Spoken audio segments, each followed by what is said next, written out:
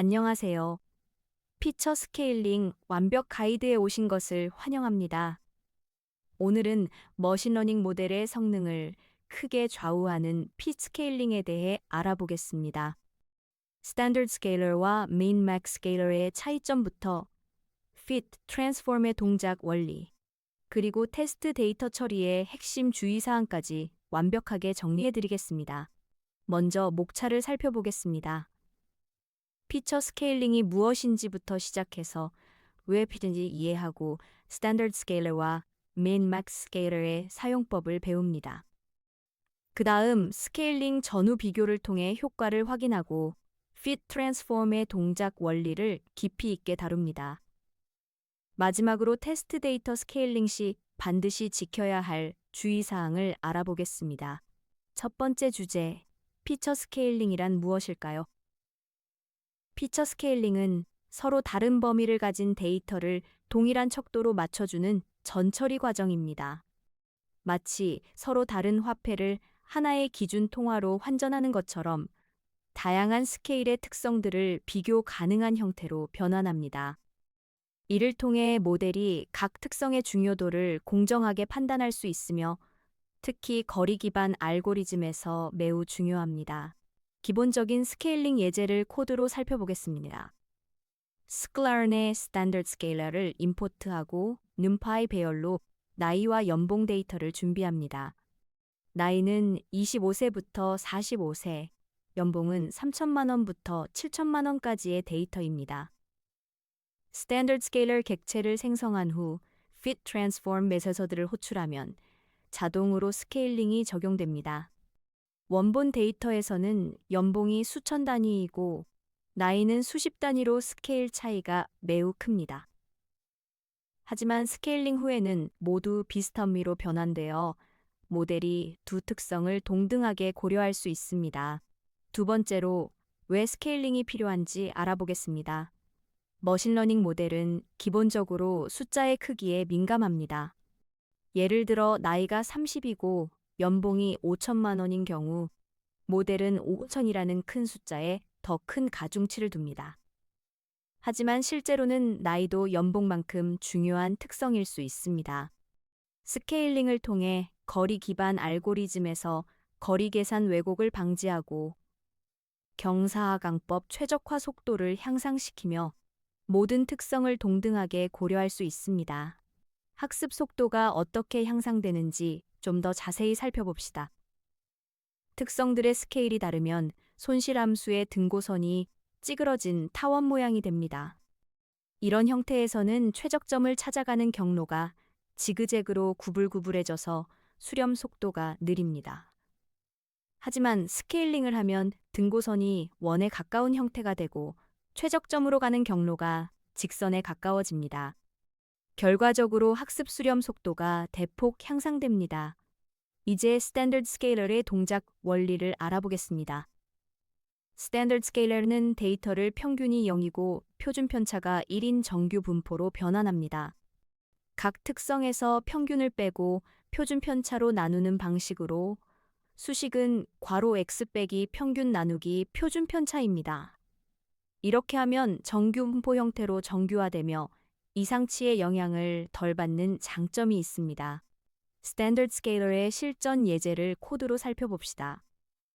직원 데이터로 나이, 경력 연수, 연봉을 포함하는 데이터 프레임을 만듭니다.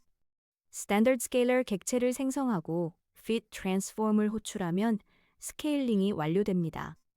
중요한 점은 scalar, mean과 scalar 속성으로 학습된 평균과 표준 편차를 확인할 수 있다는 것입니다. fit transform 메서드가 평균과 표준 편차를 학습하고 동시에 변환을 수행하는 것을 알 수 있습니다. 다음은 main max scalar의 동작 원리입니다. main max scalar는 모든 특성을 0과 1 사이의 값으로 변환합니다. 최소값을 0으로 최대값을 1로 매핑하며 수식은 괄호 x 빼기 최소값 나누기 괄호 최대값 빼기 최소값입니다. 데이터의 분포를 유지하면서 범위만 조정하는 특징이 있지만 이상치에 민감하다는 단점도 있습니다. min-max scalar의 실전 예제를 살펴보겠습니다. 주택 데이터로 면적, 방 개수, 가격을 포함하는 배열을 준비합니다. 민맥 스케일러 객체를 생성하고 fit transform을 호출하면 각 열의 최소값과 최대값을 기준으로 0부터 1 사이로 정규화됩니다. datamin과 datamax 속성으로 학습된 최소값과 최대값을 확인할 수 있습니다. 모든 값이 0과 1 사이로 변환되어 범위가 통일됩니다. 그렇다면 스탠더드 스케일러와 민맥 스케일러 중 무엇을 선택해야 할까요? 스탠더드 스케일러는 이상치에 강하고 정규 분포를 가정할 때 적합합니다. 반면 민맥 스케일러는 범위가 명확하고 이상치가 없을 때 좋습니다. 일반적으로 SVM 로지스틱 회귀, 신경망은 스탠더드 스케일러를 선호하고 이미지 처리나 확률 기반 모델은 민맥 스케일러를 많이 사용합니다. 모델의 특성에 따라 적절히 선택하는 것이 중요합니다. 스케일링 전후를 비교해 보겠습니다. 스케일링 전에는 연봉이 수천 단위로 나이보다 수백 배 큰 값을 가지므로 모델이 연봉에만 집중하게 됩니다. 하지만 스케일링 후에는 모든 특성이 비슷한 범위를 가지게 되어 공정하게 평가됩니다. 이로 인해 스케일 차이로 인한 편향이 제거되고 모든 특성을 균형 있게 고려하여 예측 성능이 대폭 향됩니다. 실제 코드로 스케일링 효과를 비교해 봅시다. 먼저 데이터를 학습용과 테스트용으로 분할합니다. 스케일링 없이 로지스틱 회귀 모델을 학습시키고 정확도를 측정합니다. 그 다음 스탠더드 스케일러로 학습 데이터를 fit transform하고 테스트 데이터는 transform만 적용합니다. 스케일링된 데이터로 다시 모델을 학습시키면 정확도가 눈에 띄게 향상되는 것을 확인할 수 있습니다. 이는 모든 특성이 균등하게 고려되기 때문입니다. 이제 fit transform을 깊이 있게 이해해 봅시다. fit transform은 두 단계를 한 번에 수행하는 메서드입니다. fit 단계에서는 학습 데이터의 평균과 표준 편차 같은 통계값을 계산하고 transform 단계에서는 이 학습된 값들을 사용해 데이터를 변환합니다. 중요한 점은 학습 데이터에만 fit transform을 사용하고 테스트 데이터에는 transform만 사용해야 한다는 것입니다. FIT과 transform의 차이를 코드로 명확히 보겠습니다. 스탠더드 스케일러 객체를 생성한 후 학습 데이터에 fit transform을 호출합니다. 이는 스케일러를 버터바이드를 먼저 호출해서 평균과 표준 편차를 계산하고 그 다음 스케일 본트 트랜스폼으로 변환하는 것과 동일합니다. 테스트 데이터에는 반드시 트랜스폼만 사용해야 합니다. 학습 데이터의 통계값을 재사용하는 것이죠. 테스트 데이터에 fit transform을 사용하면 데이터 누수가 발생하므로 절대 금지입니다. 테스트 데이터를 올바르게 스케일링하는 방법을 알아봅시다. 테스트 데이터는 반드시 학습 데이터의 평균과 표준 편차를 사용해서 변환해야 합니다. 테스트 데이터로 새로운 통계값을 계산하면 데이터 누수가 발생하여 실제 성능보다 과대평가되는 문제가 생깁니다. 학습 데이터 통계값 재사용이 필수이며 테스트 데이터의 FIT를 절대 사용하면 안 됩니다. 데이터 누수 방지가 핵심입니다. 올바른 테스트 데이터 처리 방법을 코드로 확인하겠습니다. 먼저 데이터를 학습용과 테스트용으로 분할합니다. 스탠더드 스케일러 객체를 생성하고 학습 데이터에 fit transform을 적용하여 통계값을 학습합니다. 테스트 데이터에는 transform만 사용합니다. 이렇게 하면 학습 데이터의 평균과 표준 편차가 테스트 데이터에도 일관되게 적용됩니다. 스케일러 mean을 출력하면 학습 데이터의 평균을 확인할 수 있고 테스트 데이터도 이 평균을 사용한다는 것을 알 수 있습니다. 절대로 테스트 데이터에 fit transform을 사용하면 안 됩니다. 데이터 누수가 무엇인지 정확히 이해해 봅시다. 데이터 누수는 테스트 데이터의 정보가 학습 과정에 유입되는 현상입니다.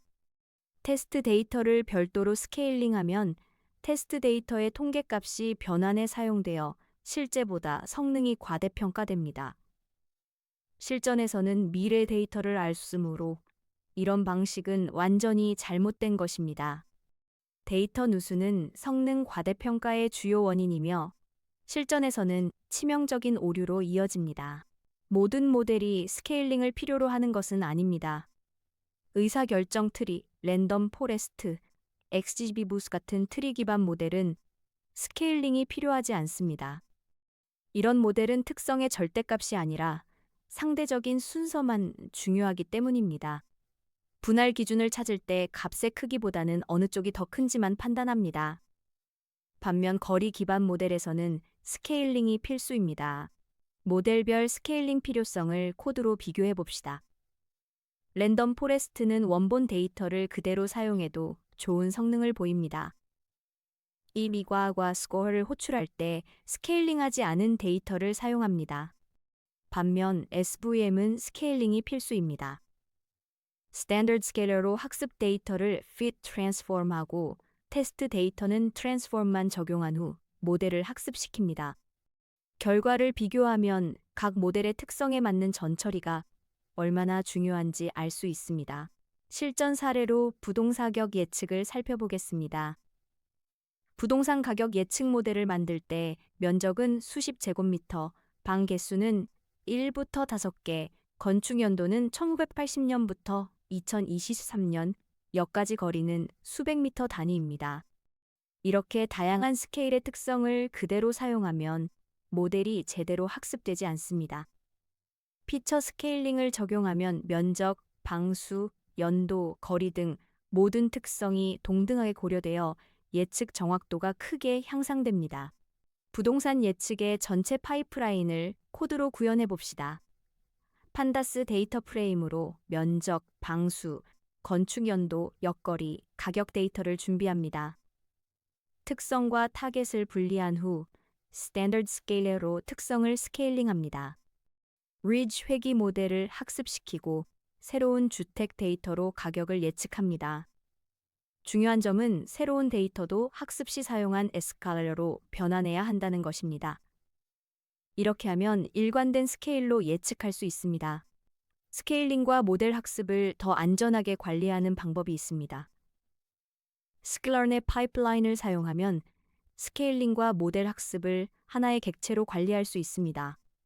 실수로 테스트 데이터에 FY들을 호출하는 것을 자동으로 방지하고 코드도 훨씬 간결해집니다. 여러 전처리 단계를 체계적으로 관리할 수 있어 실무에서 매우 유용합니다. 파이프라인 활용 예제를 살펴보겠습니다. 데이터를 학습용과 테스트용으로 분할한 후 파이프라인 객체를 생성합니다. 파이프라인에는 스칼러 단계와 모델 단계를 순서대로 정의합니다.